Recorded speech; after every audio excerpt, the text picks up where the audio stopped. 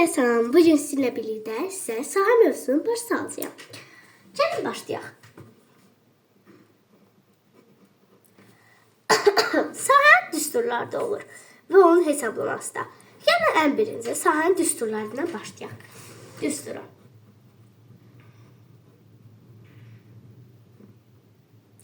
Uşaqlar, sahənin düsturu A vurulsun B adlanır. Təkcə belə deyil, A vurulsun B məcburiyyətində yazmaq zorunda deyilsiniz. B vurulsun A da ola bilər. B vurulsun B də ola bilər. A vurulsun A da ola bilər. Bu şəkildə də sahənin düsturunu yaza bilərsiniz. Elə bil, bu birinci üsuldur. Bu da ikinci üsuldur. Bəli. Bu vurma bəziləri çaşır ki, bu vurmadır. Və yaxud da A üstə B, üstə A, üstə B yaza bilərsiniz. Məsələn, belə. A üstə B, üstə A, üstə B. Və yaxud da A üstə A, üstə A. Həmçinin B-yi də belə eləyə bilərsiniz. B düsturunu. Məsələn, deyək ki, bir kvadrat çəkirəm.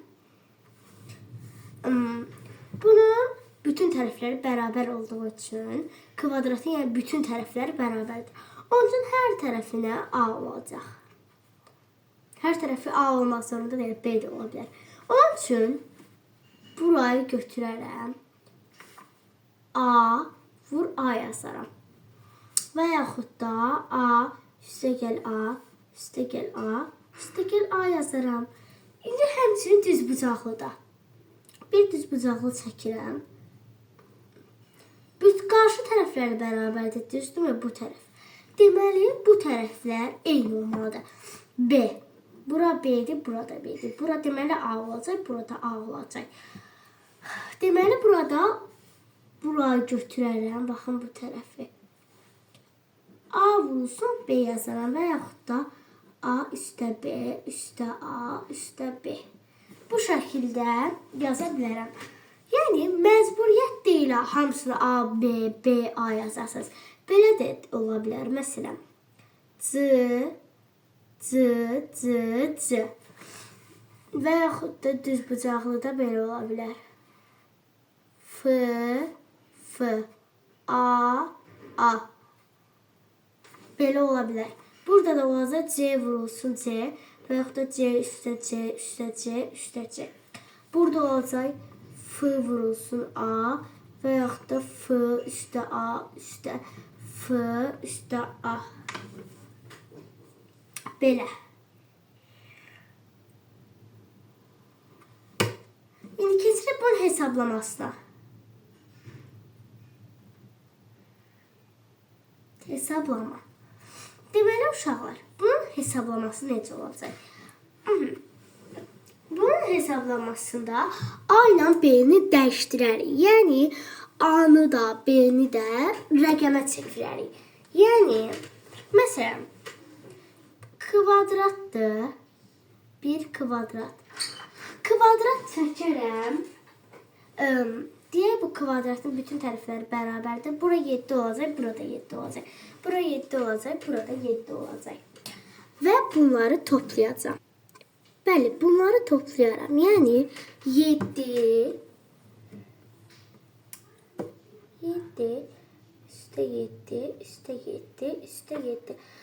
Əslində bunları vurmalıyam. Sadəcə bəziləri çaşır deyə mən bunları topladım. Vurmada 7 vurulsun 7. Bunları toplayacağım. 7 üstə 7, üstə 7, üstə 7 neçə eləyəcək? Hesabladım, edir 49. 7 vursun 7 neçə eləyir? 49. Bu şəkildə eləyirəm. Məsələn, bunun düsturu da A vurulsun A-dır. Edər 49 və yaxud da A üstə gəl A, üstə gəl A, üstə gəl A, bərabər 49. Gördünüz necə asandır? İndi bunu eləyim mən düzbucaqlı ilə. İndi düzbucaqlı biraz baş qarışdıracaq. Bunun sahə düsturu da yazın. A vurulsun A. Aha, yazsın. Baxın, indi düzbucaqlı da qarşı tərəfləri bərabərdir, bu tərəfləri. Məsələn, bura eləyim 5, burada eləyim 5. Demək, buralar da bərabər olacaq. 6 Burada 6. Bu da elə bir ki 5'in üstüne 6 gəlirəm. Yenə buralarda gəlirəm. 6 üzərinə 5 gəlirəm. Burada da vurma ilə eləsəm bunları götürərəm. 6 vurulsun 5 yazaram. 6 üstə 5 11. 6 üstə 5 11. Edər 30. Bu da edəcək 30. İndi keçdik digərinə. Yəni düsturlar ilə. A vurulsun B və yaxud da A üstə B üstə A üstə B bərabər 30 bərabər 30. Gördünüz bu şəkildə. Yəni bunun ayrı yolu yoxdur bu düsturların. Yəni bura düsturdur, bura hesablama yoludur. Belə. Bunu üçbucaq şəklində də eləyə bilərəm. Bax məsələ üçün. Üçbucaq eləyim. Üçbucağın bütün tərəfləri bərabərdir, bəli. Baxın 3 3 3 3 3 3. 3'ü vuraram 3'ə 9 və yaxud da 3 topla 3 topla 3. Edər 9. A vuru A 9. A üstə A üstə A 9. Bu şəkildə ayrı fiqur da ola bilər. Kanalıma abunə olub və like atmayı unutmayın. Sağ olun.